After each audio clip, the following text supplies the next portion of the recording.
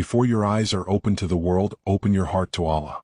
For he who begins his day without prayer is like a traveler who sets out into the desert without water.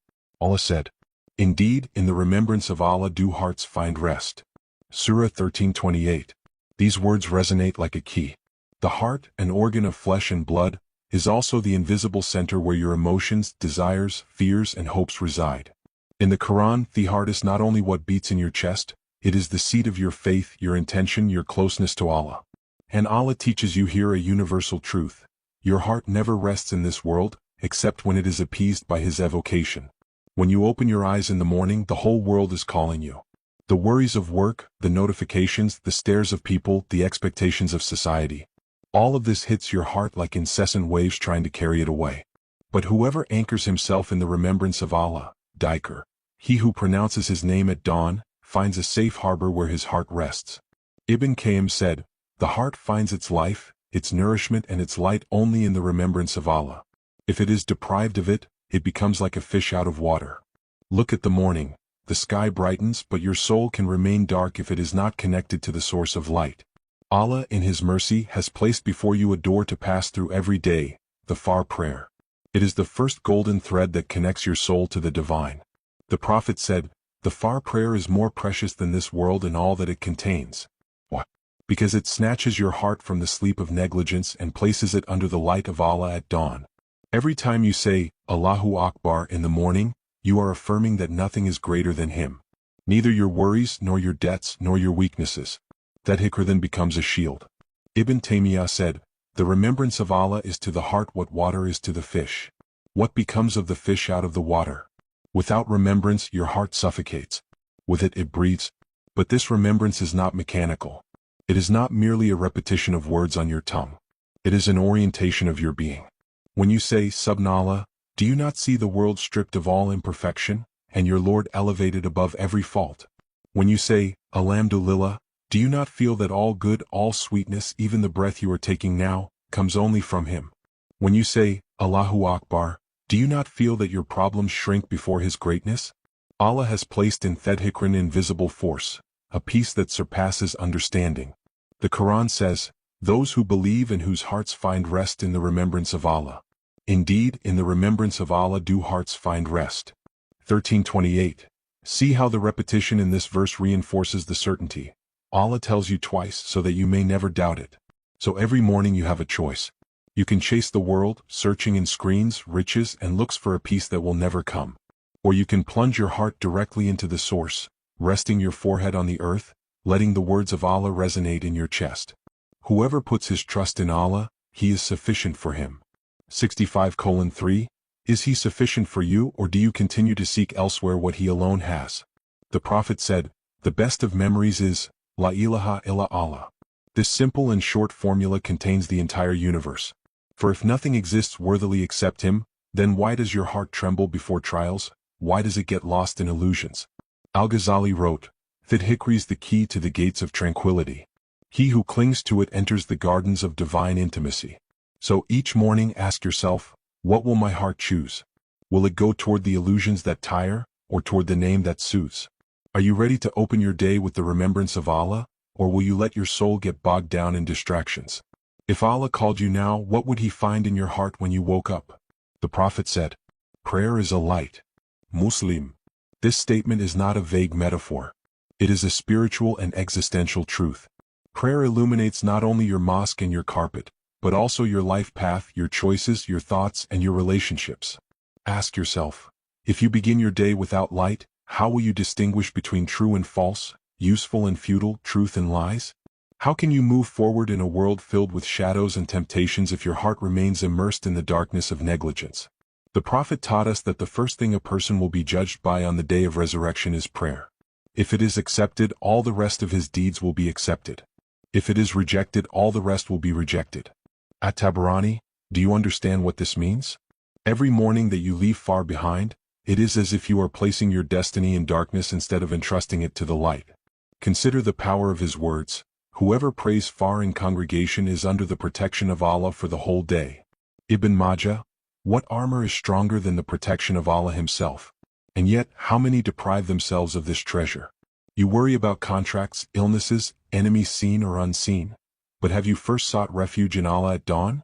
The Prophet did not only speak of prayer as a duty, but as a breath of fresh air.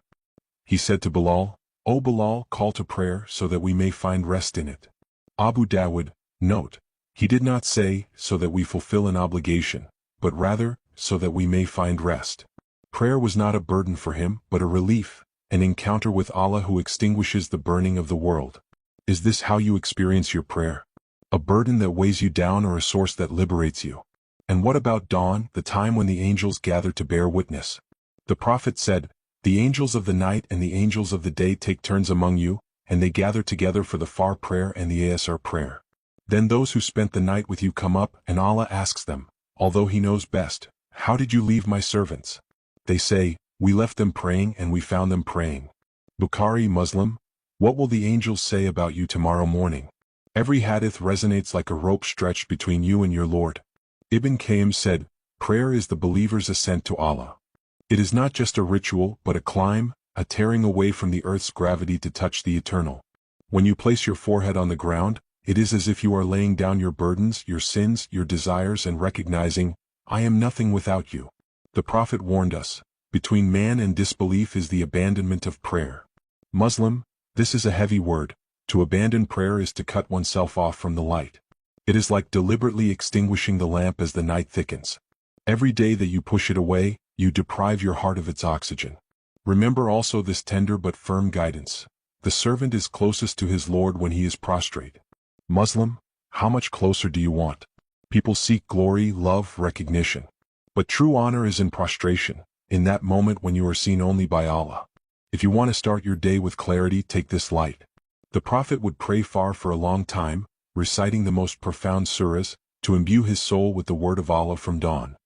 He would recite, "Say, He is Allah one and only." Surah 112, as a reminder that nothing else is worthy of worship or dependence. He would also recite Surah al-Mulk every night, affirming Allah's sovereignty over all things. These practices are not ornaments but invisible armor. So ask yourself, without light how do you see your path? Without prayer how does your heart distinguish the traps of the shaitan? The Prophet said, "The difference between us and them, the unbelievers, is prayer. Whoever abandons it has disbelieved." Ahmad, Abu Dawud, are you willing to risk your faith for a few hours of sleep or a few distractions? Every day, every morning, the prophetic voice calls you again. Prayer is a light. You have a choice. Begin your day in the guiding radiance or grope your way through the shadows. So, at sunrise, which step will you choose?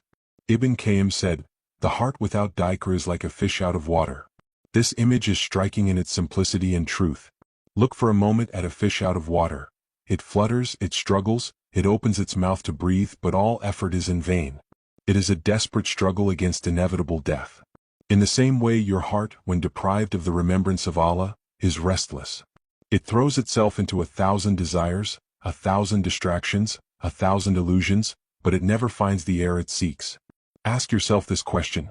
How often does your soul suffocate because you have deprived it of the oxygen of faith?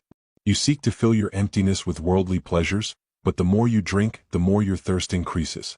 You exhaust yourself chasing shadows, but your heart remains heavy and tired. Why? Because you have forgotten the only true source of oxygen, the remembrance of Allah. Discipline of the soul is not built by brute force. You can force your body to rise, you can impose mechanical words on your tongue, but if your heart is not present, it remains like a suffocating fish. Consistency in remembering is the key. For dhikr is not just repetition, it is an inner movement. It is the act of bringing your heart back to its original home, like a bird returning to its nest after a long exile. Allah says, "And remember your Lord within yourselves, with humility and fear, and without raising your voice, morning and evening, and do not be among the heedless." Surah 7:205. Do you see how the Quran emphasizes morning and evening? Remembrance is not a single act, but a regular breathing. Just as your body cannot live without breathing, your heart cannot live without remembering Allah. But be careful, dhikr is not a magic formula. It is not enough to repeat words without presence for your heart to calm down. Ibn Taymiyyah said, dhikr is like a sword. Its sharpness depends on the hand that wields it. If your tongue is alive but your heart is absent, then it is like a blunt sword that cuts nothing. But if you pronounce La ilaha illa Allah, with conscience, with faith, with certainty, It is a light that tears through all darkness. So ask yourself, does your heart live in Dhikr or is it a fish out of water? When anger rises within you, do you remember Allah or do you let your nafs suffocate you? When fear grips you, do you remember that whoever puts his trust in Allah, he is sufficient for him, Surah 65:3, or do you run to seek refuge in flimsy walls? Al-Ghazali explained that the heart is like a mirror. The more it is covered with dust from sins and negligence, the less it reflects divine light. But each dhikr is like a breath that removes a thin layer of dust. With constancy the mirror lights up again. This is why spiritual discipline is constancy, not an explosion. One breath after another.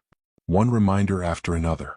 Like a gentle, continuous rain that nourishes the earth, not a violent torrent that immediately disappears.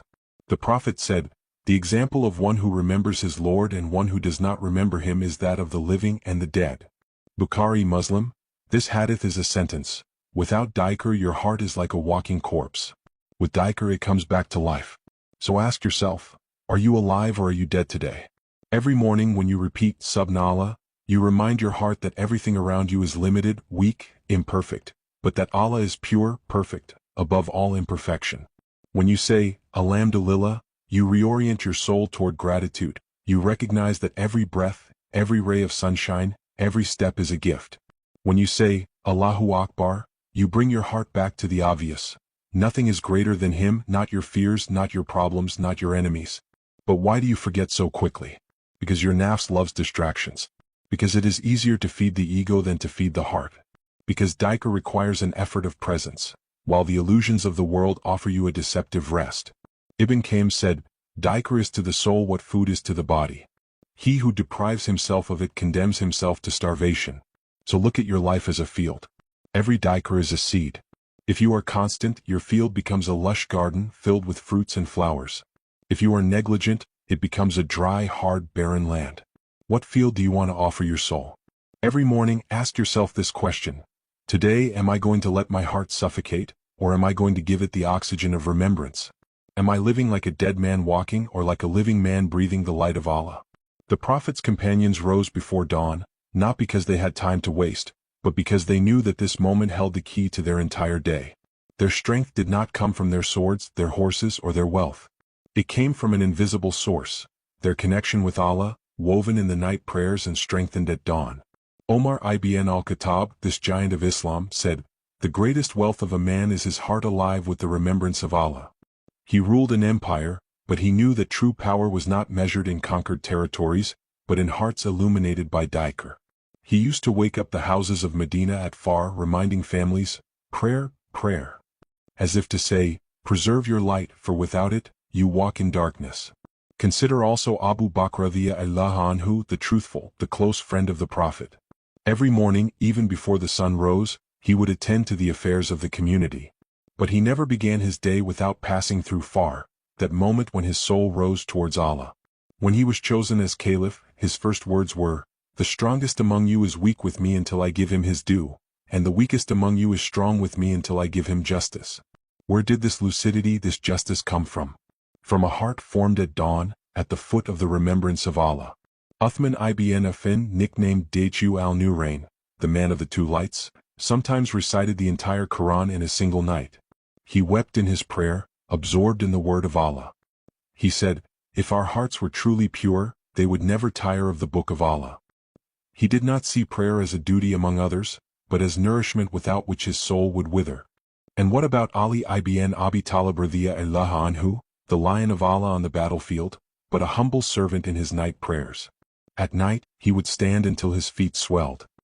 He would be asked, "Why do you put yourself through so much trouble when you have already been forgiven?" He would reply, "Should I not be a grateful servant?" His courage in battle was born from his submission in prayer. The Sahaba were not supermen. They were men and women like you, with concerns, families, responsibilities. But they understood one thing. He who earns his morning through Allah earns his whole day, and he who loses his morning loses everything. Remember this story. One day Abdullah ibn Mas'udi, may Allah be pleased with him, saw some men neglecting the Far prayer. He said, "You stood up when the people were standing up, but you returned like those who had died." How harsh these words were. For him, missing the morning prayer was like cutting oneself off from spiritual life, starting one's day like a walking corpse. Even in the darkest moments they held fast to the dawn. At the Battle of Badr, when they were a handful against an army 3 times their size, the Prophet and his companions prayed for a long time.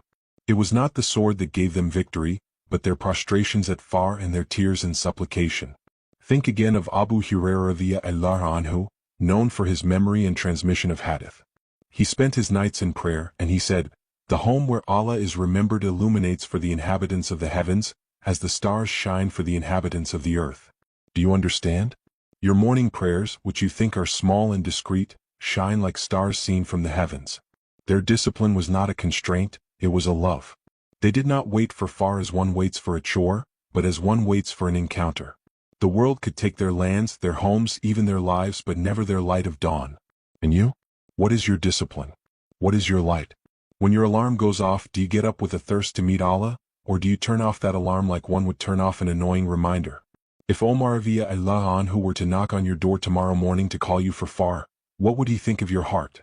Every morning life hands you 2 keys, one to the lower world and one to the beyond. The first rusts and breaks. The second opens an eternal door. Which key will you take today? What would you do if your faith depended on a single act today? Are you ready to sacrifice this world for the eternal afterlife? If Allah called you now, what would He find in your heart? Never begin your day without raising your hands to the one in whose possession is your breath. For whoever puts his trust in Allah, He is sufficient for him. Surah 65:3